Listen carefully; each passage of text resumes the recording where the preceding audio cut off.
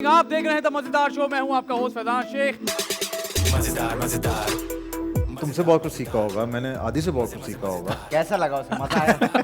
मैं एक्टिंग सीखने की बात कर रहा हूँ। हाँ। अब घर वाले कहते हैं कि हाँ बेटा सही किया तुमने ये तुम किस सम निकल चुके हो? ओए हाय हाय हाय। क्या यही उधर से ओटी बना होगा।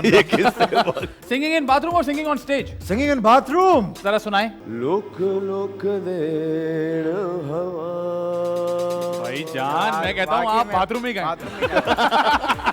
3 एनिमल साउंड्स। वाव वाव। ये मरा हुआ कुत्ता बिल्ली साथ लेटे हुए थे। ये क्या हुआ है? कल उसने मुझे वक्त आने पे डैश दिखा दी। वक्त आने पे ठेंगा। महंगा दिखा दी आपका, और तू वाकई बहुत खराब है। बहुत खराब। मेरी बेगम भी अक्सर ये कहता है। मेरा बेगम भी यही कहता है।